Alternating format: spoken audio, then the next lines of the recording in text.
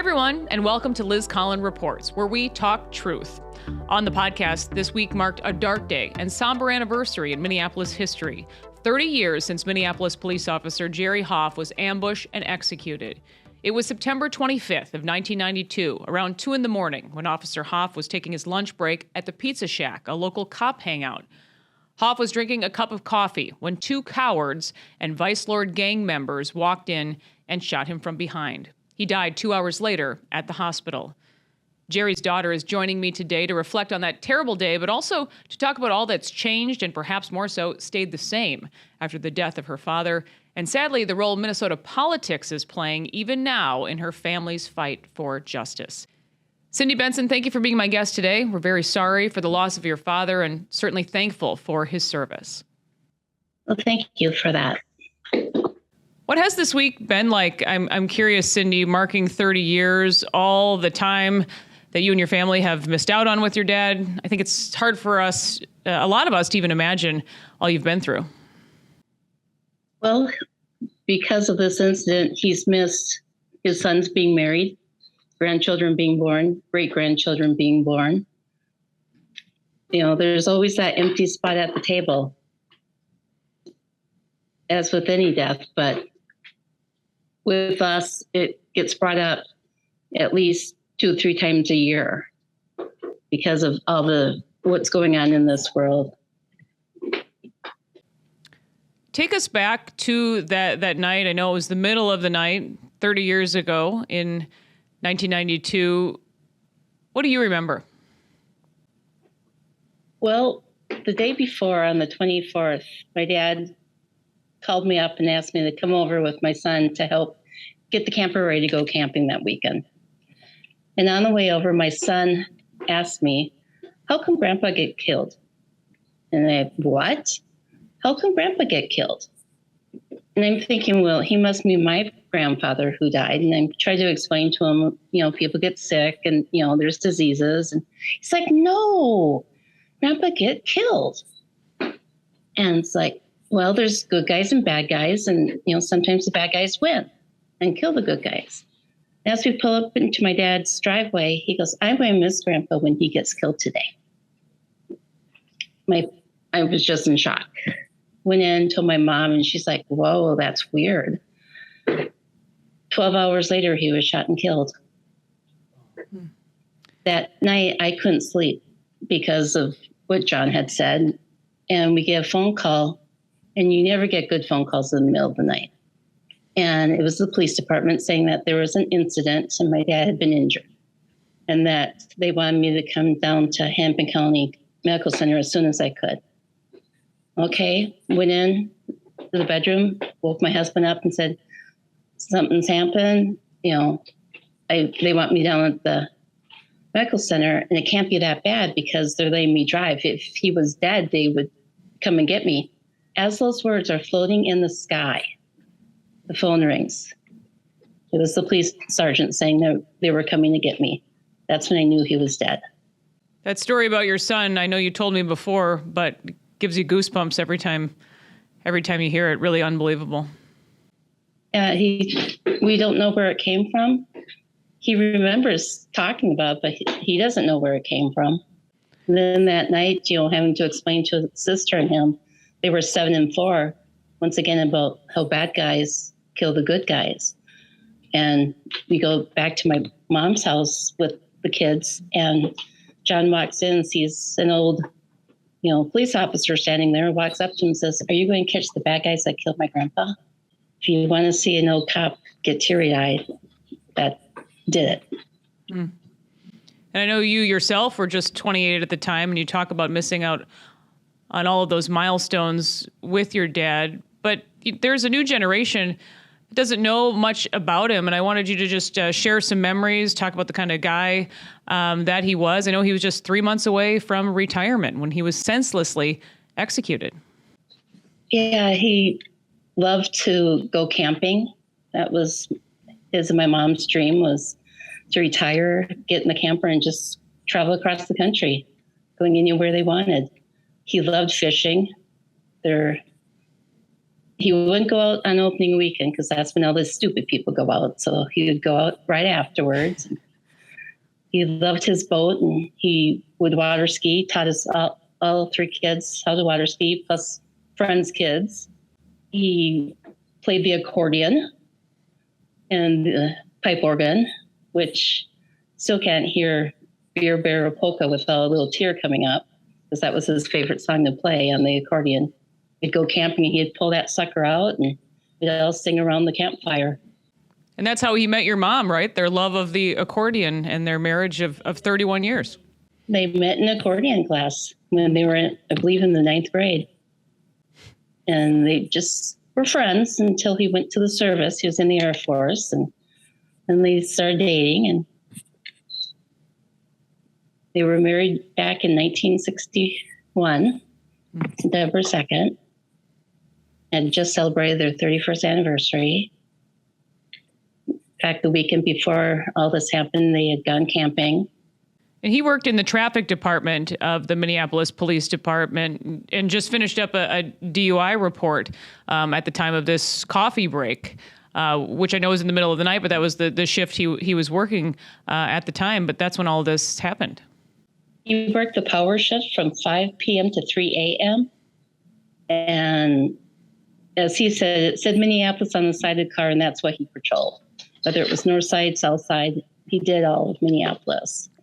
And he was an accident investigator. If there's an accident, he would be the one to do all the measurements. He was trained on, DUIs and all that. And yeah, just a simple stop to get, relax, finish that paperwork, have his last break. And 2 people walk in behind him. This wasn't an accident. This was a purposely done execution. It was planned. People were dropped off a block away. People witnessed them being dropped off. They walked in to the restaurant, went to the second part of the restaurant, pulled up their guns and aimed at us back and shot him twice. And planned you're talking about, but this all traces back to the Vice Lord gang members. Ultimately, it's 4 gang members arrested and convicted. And again, your dad's simply targeted for being a police officer. At the time, they kept saying it was a racial issue. It was a thing about color. And it's true, it was about color, but it wasn't black and white. He was simply shot because of the color of his shirt. He was shot because he was a cop. He wore a blue shirt. They didn't know who he was. He didn't know what vice lords were. All he would care about is if you had your license and registration. So 30 years later, 2 of the men who had been sentenced to life are now being considered for parole. Just bring us up to date, because again, all your family has been through over these 30 years, and now this. In Minnesota, when you're sentenced to life, it's not life. It's used to be 12 years and 18, then it got changed to 30. And now if you kill a police officer, it is life without parole. But this is before that law was passed, so now you're left to deal with the consequences of what was on the books before. Yep. And they are given a chance to prove themselves that they didn't do it, or, prove to the parole board that they've changed and they've accepted responsibility and, would make a good contribution to society. We were sentenced to life. We'll never get our father back, our husband, grandfather, friend. It's just hard for them to see our part of it, because I certainly can't see their part, thinking that, you can go up to someone, shoot them in the back, and then get out. It doesn't matter if it was a cop or not. You don't shoot people in the back. So specifically, Pepe McKenzie, we'll talk about him first, serving 30 years, so he's eligible now in November. It sounds like there will be a decision either way in November, but talk a little bit about him and what you've been able to find out. He has quite a presence online, on social media and such. That he does. He's always said that, he turned himself in because he was not involved. He's written letters to presidents saying his total non-involvement. It had nothing to do with it. He was only convicted because it was a jury, the jury was anonymous. It was only convicted because of something else. No, he was convicted because the evidence showed that he was guilty. Up until just a few years ago, he said he had nothing to do with it. Now they dangle parole in front of him, and he's like, oh, yeah, well, something bad happened. I'm trying to make up for it. He's never apologized to us or to the community. Not that we'd accept it, of course, because it's not sincere. He is always put out there that he didn't do it. And now he changes his story, and which is it? It is striking. He doesn't talk about what he did, but there are T-shirts, COVID masks, basically to support him. This is a cop killer we're talking about. What's that been like for your family? Every once in a while, someone will send us the link to it, and it's like, gee, you don't see, no parole for cop killer T-shirts out there. Mm-hmm.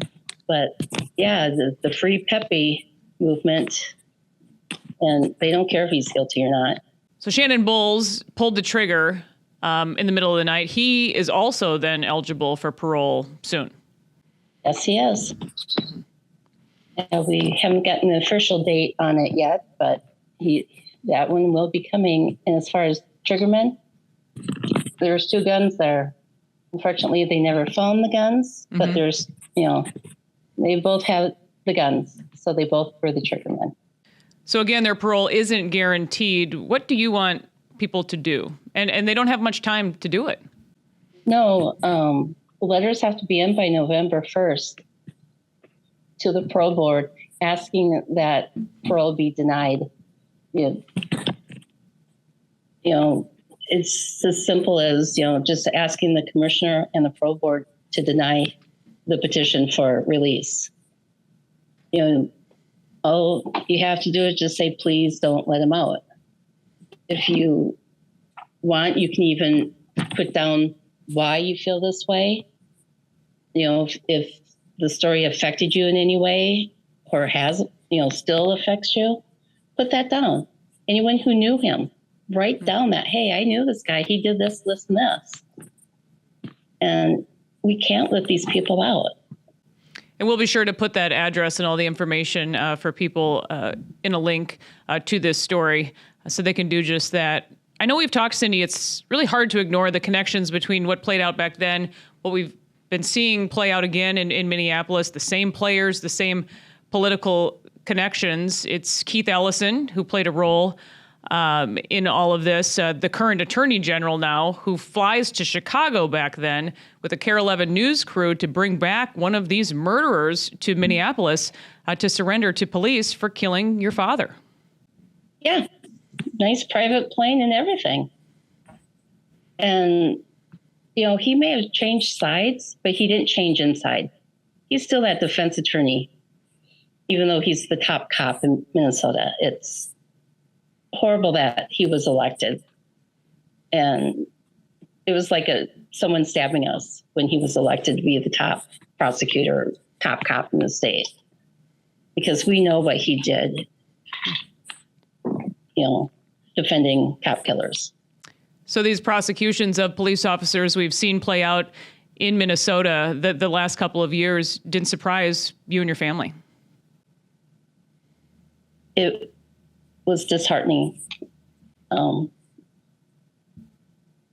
They try to do their jobs with so many people watching and, Monday morning quarterbacking. Well, I would have done this. Well, you weren't there. It's tough because I know one of the officers. I've known this officer for over 25 years. And yeah, it's been rough seeing what they're going through. And the murder of your dad, it's kind of hard to wrap your head around, but this was during an attempt by MPD and politicians back then to work with gang members, and this was all in the wake of Rodney King in Los Angeles. But your dad paid the ultimate price for this plan hatched back then. Yeah, United for Peace, Sharif Willis, Spike Moss, Jerry McAfee, Keith Ellison. They believed that, that they could basically take over the city and just have the cops help them do it. The first thing that happened after the shooting was Chief Flock said no more. It's ridiculous to work this way.